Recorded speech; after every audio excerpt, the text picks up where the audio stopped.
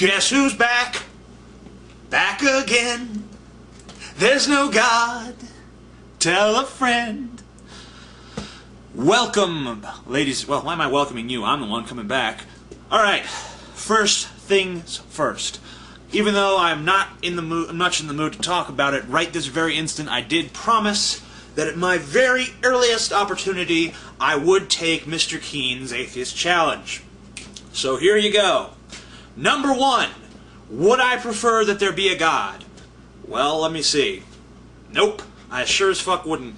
Not if this, to believe that this world, that all the suffering and pain and torment and all that stuff is actually the conscious will of a all-powerful entity, that does not make things better for me. I would much rather believe that they are all part of a, I don't want to say random, but for lack of a better word, a random construct. Something that happened purely by a dispassionate process.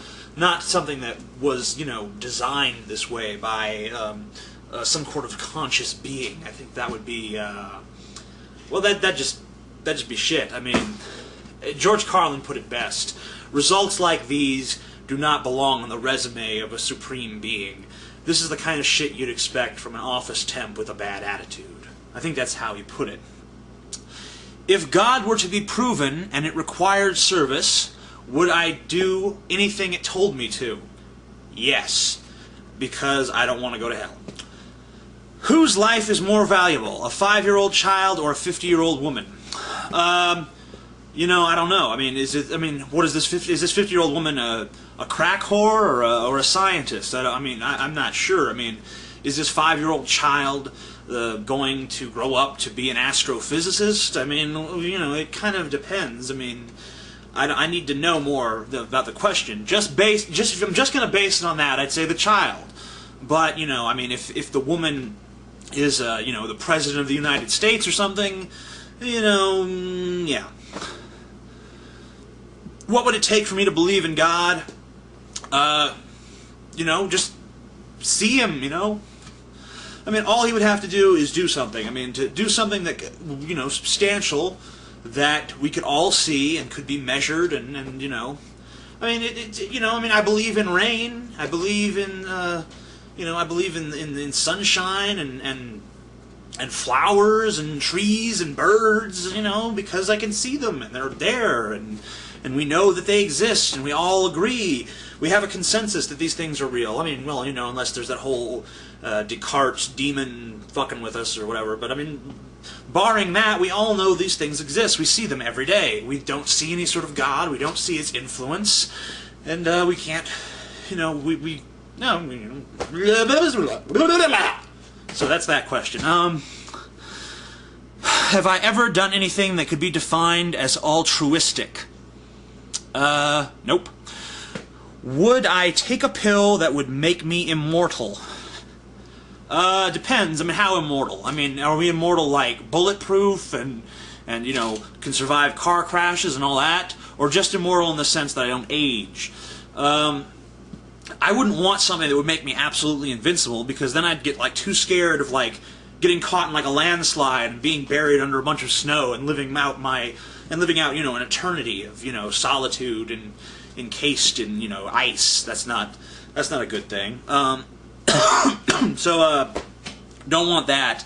But if there was something that said you don't age anymore, it's still possible to die from being shot in the face or something, but you'll no longer have to worry about aging or contracting a disease or something like that, then that'd be cool. I'd take that easily. I mean, I'd like to live. I mean, I don't know if I'd want to live forever, but I'd like to live 500,000 years, something like that, until I am actually so bored with life that I could choose to die. But I don't feel any sort of boredom like that right now. So I don't know. It'd take some thought. I'd have to actually be put in a situation, I guess. Would I go to hell or send a 2-year-old child to hell in my place? I guess the socially correct answer is to say that I would go. But I have some questions that I'd like clarified before I answer that question. Now, if I send a child to hell, won't I just go to hell when I die anyway? I mean, because if I'm going to hell either way, then I'll go in the first place, because I'm not going to damn some kid to hell, you know, if I'm going to burn anyway. But if I get away scot-free and the kid burns in hell, you know, I'll feel guilty for a while, but, you know, I'll probably get over it. Whereas the kid, you know, I mean, I don't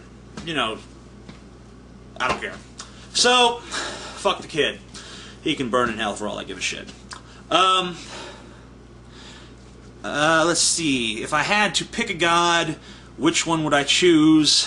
You said a man-made god, I think. If I had to choose a man-made god, I guess you mean an already existing god, because if someone said you have to worship a man-made god, I would just say I am God and then worship myself. But I guess if I had to pick from one of the ones out there, I don't know. Allah, because, you know, then I get 72 virgins in heaven, and I think that's a pretty good deal.